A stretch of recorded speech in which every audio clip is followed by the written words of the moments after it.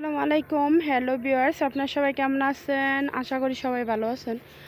তো আলহামদুলিল্লাহ আমিও ভালো আছি। আজকে আমি আপনাদেরকে দেখাবো স্ট্রবেরি চারা আমি কিভাবে রোপণ করি। তো গতকাল নার্সারিতে গিয়েছিলাম, ওইখান থেকে যেয়ে আমি একটা চারা নিয়ে আসছি। তো এই নার্সারিতে গেলে মনে চায় যে কত চারা নিয়ে আসি, কিন্তু আমার ছাদ বাগানে তো অনেক চারা। আশা করি আর ফলের গাছ লাগাইবো না, যা লাগাইছি তাতেই যথেষ্ট। এখন আমি সবজির চারা রোপণ সবজির চারা শুধু ছাদের মধ্যে লাগাইব। তো এই দেখুন, এখানে একটা বেড তৈরি করছিলাম আর ডাটার বিচি লাগাই দিছি, সাথে আছে ভেন্ডির বিচি, তারপরে 12 মাসি বেগুনের চারাও আছে। এই দেখুন, এই যে 12 মাসি বেগুনের চারা রোপণ করছি।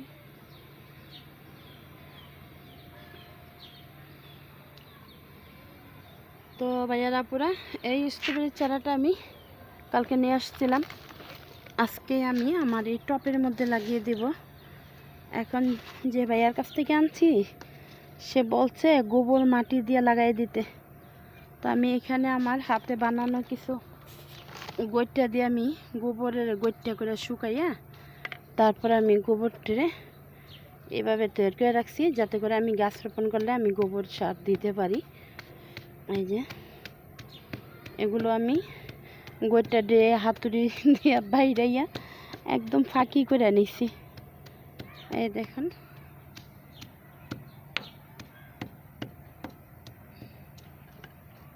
হাতুড়ি দিয়ে বাইরে আমি এভাবে ফাঁকি করে নিছি। এই যে এখন আমি মাটির মধ্যে মিক্স করবো। আমার টপের মধ্যে আগের মাটি বানানো ছিল, এই টপের ভিতরে সব কিছু দেওয়া আছে, জৈব সারটা সব কিছু দেওয়া আছে। এখন আমি মাটির সাথে মিক্স করে গাছের স্ট্রবেরি চারাটা আমি লাগিয়ে দেব।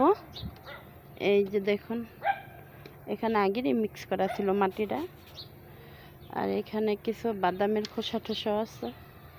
এই যে আগের বানানো মাটির সাথে আমি আগে অনেক কিছু দিয়ে রাখছিলাম, জৈব সারটা সব কিছু দিয়ে রাখছিলাম। এখন আমি গোবরের মাটি মিক্স করে তারপর চারাটা রোপণ করে দেব। আর নিম খোল আমি দিব না, যেহেতু আমি নিম খোলে পানি দিয়ে দিব, তাই নিম খোল বীজাণু পানি আমি দিয়ে দিই গাছের গোড়ায়।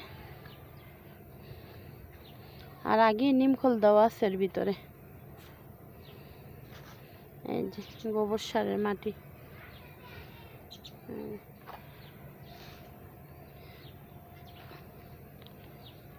এক টপ মাটির মধ্যে মিশিয়ে নিছি।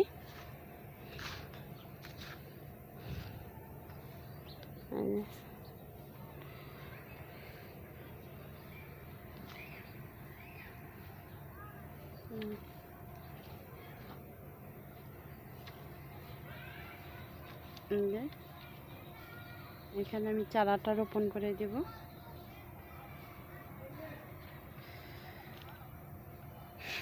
এই হচ্ছে আমার সেই স্ট্রবেরির চারা। তো ভাইয়ারা আপুরা, চারাটা এক হাতে মোবাইল রেখে আরেক হাতে খোলাটা খুব কঠিন, তাই আমি একটু মোবাইলটা রেখে আমি প্যাকেটের থেকে চারাটা খুলে টপে দিয়ে নিছি।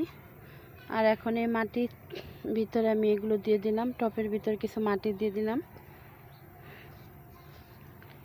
এই যে মাটি দিয়ে দিলাম, মাটি কিছু দিয়ে দিলাম।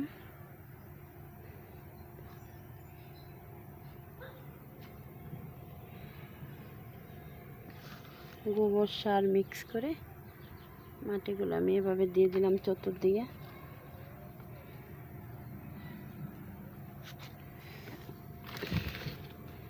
এখান থেকে গোবরের ভাগটা বেশি হয়ে গেছে, তাই আমি আর কিছু মাটি এখান থেকে মিক্স করে তারপর টপের ভিতরে দিয়ে দেব, কারণ বেশি হইলে আবার আমার নতুন চারা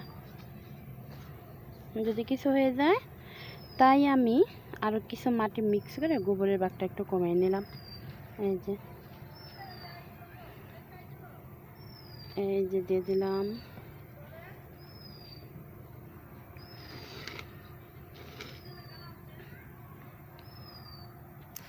তো ভাইয়ারা আপুরা, আমার স্ট্রবেরির চারাটা রোপণ করা শেষ।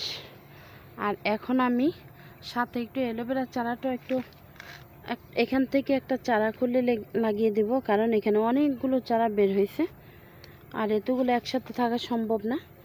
অল্প একটু মাটি আছে এর ভিতরে, বেশি মাটি নেই, তাই আমি গোবর সার মিক্স করে শুধু একটা চারা এখানে রোপণ করব। আমি মাটির আগে আলগা করে নিয়েছি, যেহেতু এই যে অনেকগুলো চারা একসাথে, আর এর ভিতরে এতগুলো চারা থাকা সম্ভব না। আমি মাটির একটু চেঞ্জ করে নিলাম। এই যে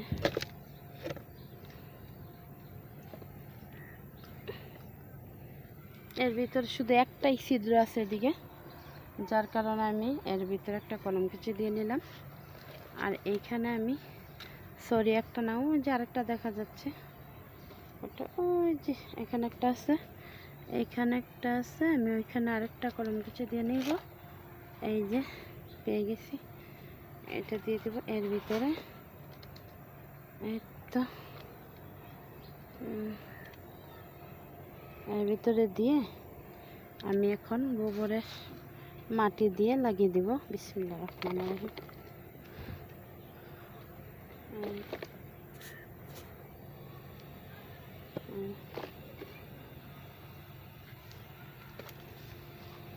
বেশি করে গোবর সার দিয়ে আমি এই মাটিগুলো তৈরি করছি।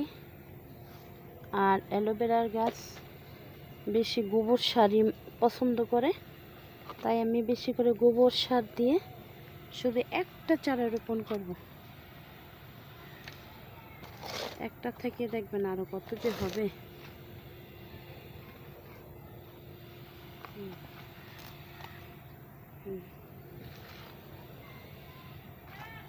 ছায়া পছন্দ করে, এই গাছ রৌদ্র পছন্দ করে না। প্রথম বুঝতে পারিনি, ভুল করে রৌদ্রের মধ্যে লাগিয়েছিলাম, তখন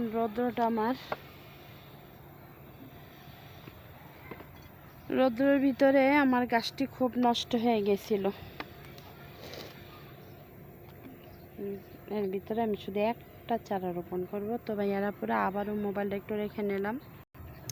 তো ভাইয়ারা পুরা আমি সবগুলো চারা থেকে আমি এই চারাটা বাছাই করে নিলাম। আমি এর ভিতরে এই যে সুন্দর হবে আমার এই চারাটা, আরও কুশি ছিল আমি ভেঙে দিছি সবগুলো। তো একটু আবার রেখে এখন একটু শক্ত মাটি দিয়ে সুন্দরভাবে একটু আমি এর ভিতরে লাগিয়ে দিব। ভাইয়ারা পুরা এই যে একটা অ্যালোভেরার চারা আমি এর ভিতরে রোপণ করে দিছি, আর স্ট্রবেরি চারাটা রোপণ করছি। আর সবগুলো মাটি দিয়ে আমি আবার এইগুলো আলাদা আলাদাভাবে অন্য পটে লাগিয়ে দিব। এখানে যে কটা চারা আছে সবগুলো আমি আলাদা আলাদাভাবে লাগিয়ে দিব।